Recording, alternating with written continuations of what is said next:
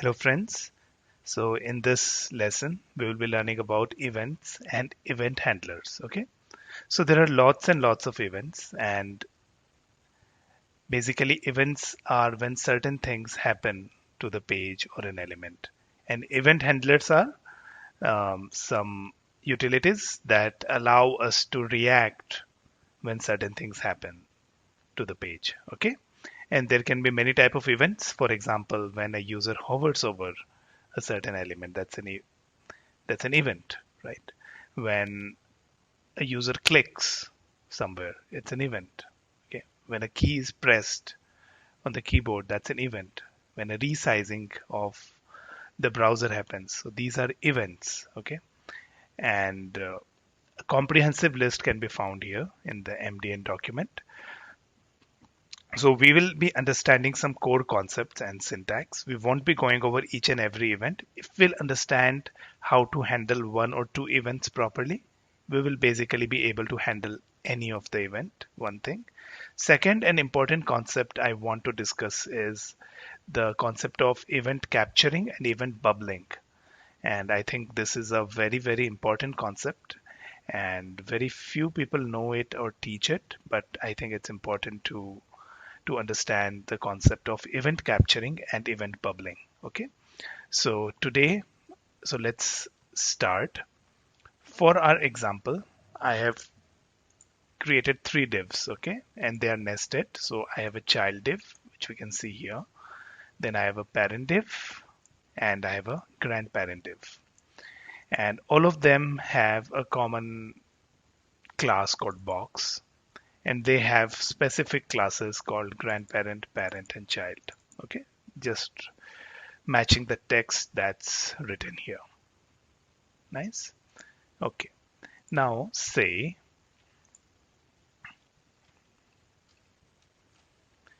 we want to handle the click event inside, maybe to begin with, grandparent. Okay.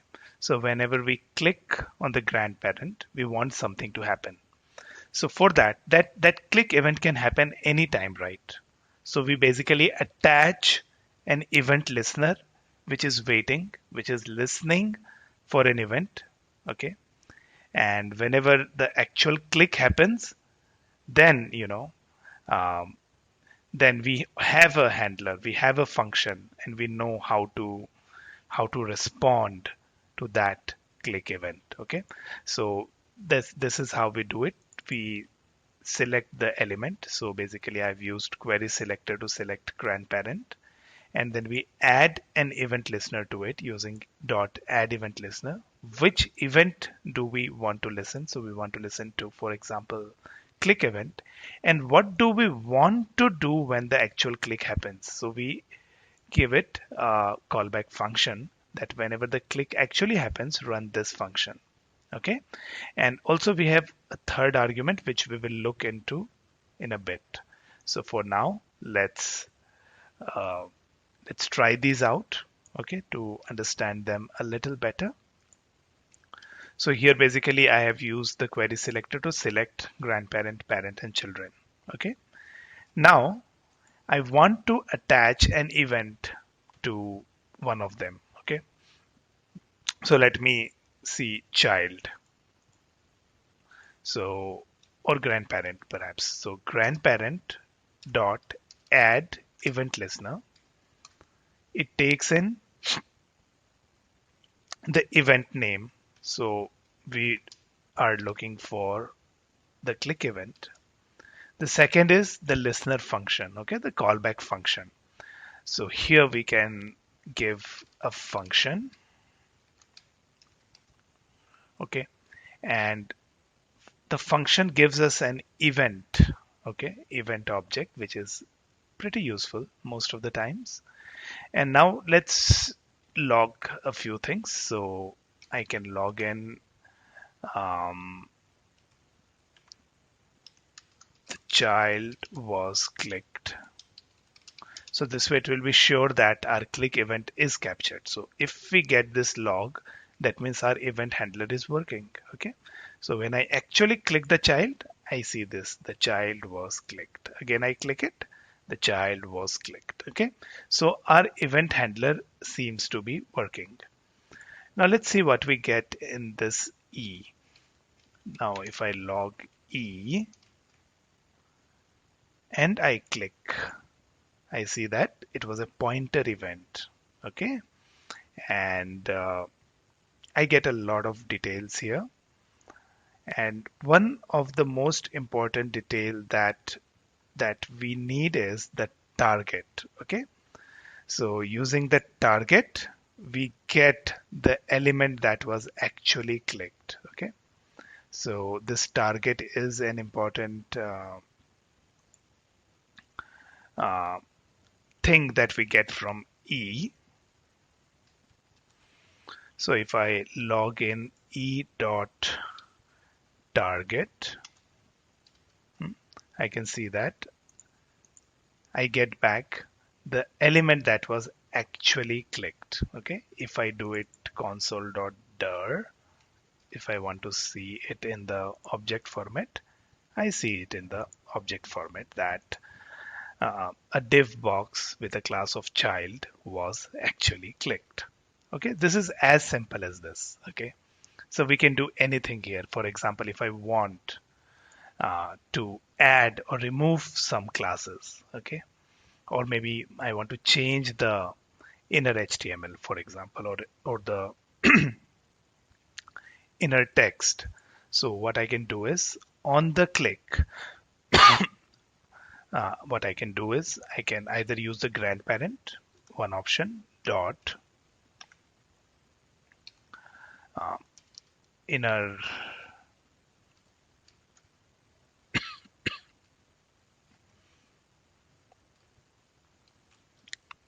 or maybe style dot,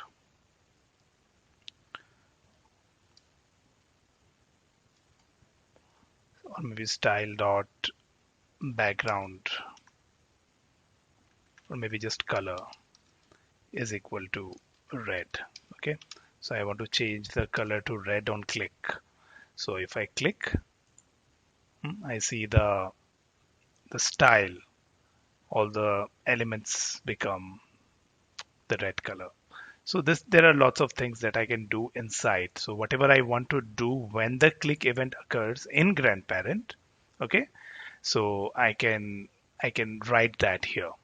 And here, instead of using grandparent, I can also use e.target. Okay, it works the same. Okay, so on the click, I can see that now all of them are red. Fine. So this is essentially as simple as how we handle events in JavaScript. Nothing complicated about it. Okay, we add an event listener, we pass in the event that we want to listen to. Okay, and then we write a function that what to do when the click actually happens. So this is it. Now another important concept that we need to learn is, so first what let me do is let me copy it. Maybe I'll copy the entire thing and I'll replace it. So basically what I have done is I am adding, you know, event listener to each of them. So we have a big grandparent. So this entire thing is grandparent. Okay. Inside that we have parent. Inside that we have children. Okay. We are attaching separate event listeners to each of them. And let's see what happens. Let me also log the target for each of them. And I also have this simple log which says grandparent clicked, that grandparent was clicked, or the parent was clicked, or the child was clicked. Okay, and let me save it. And now let me click somewhere in the child, and we will see that the child was clicked. Then the first time the child's event listener was handled. Okay, then its parents event listener was handled. Why? Because child is inside the parent, right? If we are clicking anywhere here, we are also clicking the parent. right? Because the child is inside the parent. This entire thing is parent, okay? And also child is inside the grandparent because this entire area belongs to the grandparent, right? So first we can see that the child's event listener was handled, then parents, and then the grandparents. Okay, if you write an event listener for the document body, that will also be handled because everything is inside body, right? So this is something to note. Let me clear the console. Now what happens if I click on the parent? Because parent is not inside child, right? Parent is just inside grandparent. So what will happen? First, parents click event handler is handled, and then the grandparents. Okay. So do you see something, a pattern happening? The events are bubbling up. So if I click the child, first the child's event handler is handled. Then parents is handled. Then the grandparents event is handled. Okay. So it is bubbling of event. The easy way to remember it is that bubble always moves up. So it's moving up, right? The event handler. The event is bubbling up. It's normally called as bubbling of events. So this is the default behavior with which the events traverse. Okay. So in the bubbling phase, the browser checks if the element that was actually clicked has an event handler and runs it, and then keep moving outside until it reaches the outermost ancestor, which is the HTML element. Okay. And if we somehow reverse this, okay, if we somehow reverse this behavior, then we have this capturing phase. This is called capturing. And in capturing, what happens is the browser checks for the outermost ancestor first. Okay, if it has an on-click handler, then it is handled first, and then child until it reaches the element that was actually clicked. So if somehow we can change the behavior of this from bubbling to capturing, first the grandparents event will be handled, then parents, and then the children. Okay, because all three of them have a click event. Okay, and how do we do that? How do we change that? So as a third argument, we can pass this option. Okay, so what we can do is as a third argument, we can pass in this option where we are saying that capture should be true. Normally capture is false, but here we are saying capture true. Should you be doing it? Well, depends, right? But most of the times the default option of bubbling is good enough, right? So, but it's good to know that you have this option. Now what will happen if I click child? So you can see that first the grandparents click event was handled, the outermost ancestors, then its child, which is parent, and then finally the element that was actually clicked. So friends, this we have captured the event. So we have not bubbled the event, we have captured the event. Okay. So event capturing. So we have explicitly, um, given this option. Okay. Set this option to the event listener that, follow the capture, use the capture phase to capture the event. Okay. So this is something that you should know. And let me remove capture now that you know what it is all about. Okay. Now, if I want that whenever I click the child, the child's, you know, uh, event should be handled.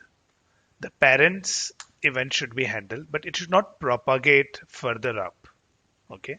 So we have an option to do that. So what I can do is e dot stop propagation. Okay, so what will happen then is that if I click on child, the child's click event is captured, parent's click event is captured, but the event does not propagate further up or down, right? So the propagation of the event, propagation means the bubbling or the capturing of the event stops at parent. Okay, so this is the role of um, stop propagation. There is another, thing, method called e dot prevent default. Okay, so most of the times I've seen in code that people use prevent default where they should actually be using stop propagation. Okay, so what is the difference between stop propagation and prevent default? So we have just seen that stop propagation, what it does, it prevents the event from bubbling up or you know uh, capturing down, right? But what prevent default does is that at times certain element have their browser's default behavior attached to certain events. Okay, for example, if a link if a link has an anchor tag and you click it, then by default it will travel to that URL, right? So that is the default event handling behavior that browser provides to a link element. If you want to stop that, if you want to stop the default browser's behavior, then you should be using prevent default. And if you want to stop the bubbling or capturing of events, then you should use the stop propagation. Okay, now you know the difference, so you can use the stop propagation or prevent default even more wisely. Now there is one more method that you should be aware of, okay, which is called e dot stop immediate propagation. What is this? So friends, try to understand. um, for example, this parent may have multiple listeners, right? So it is maybe, so it, what it does is it stops any further handler from being called for this event. So for example, this parent has a click event, right?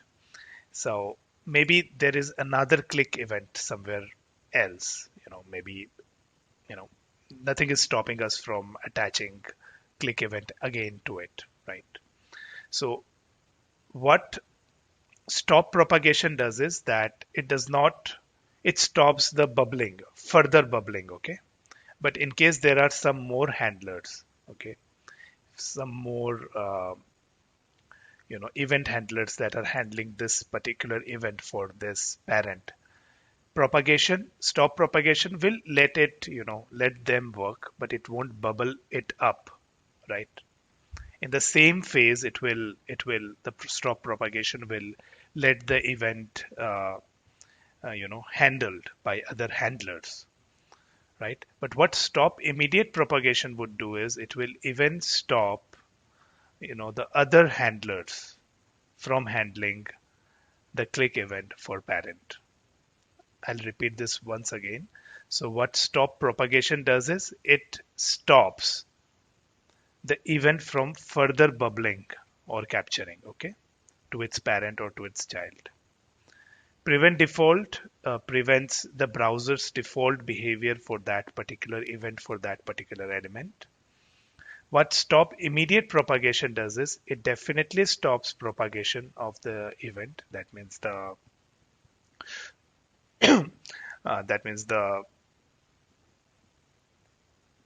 event does not bubble, but also it stops other event hit listeners related to it. Let us see with an example. I think then it will make a little bit more sense. So let me attach this click event again to the parent, okay? Here, somewhere down.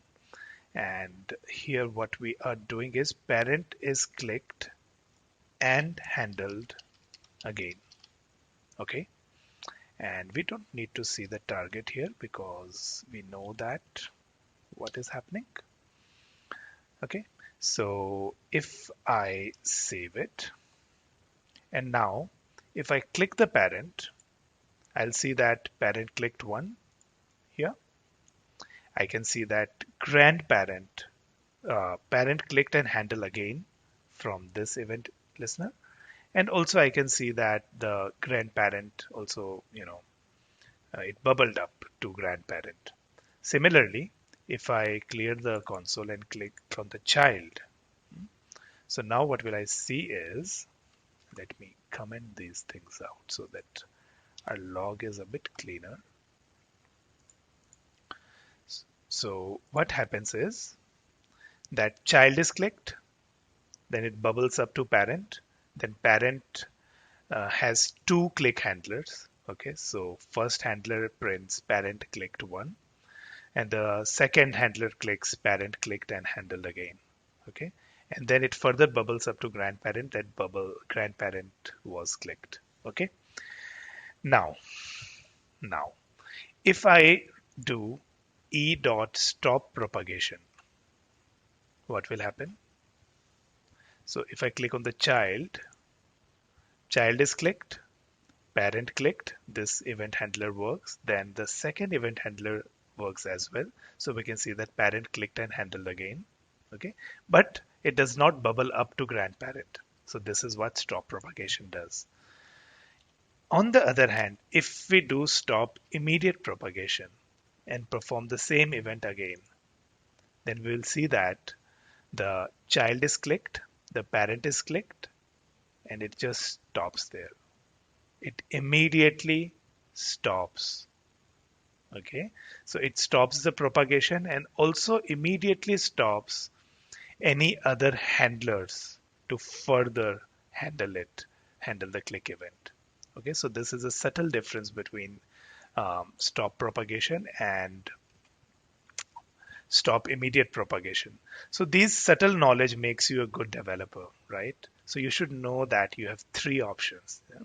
People keep doing prevent default as at all the places and just mess up the entire code.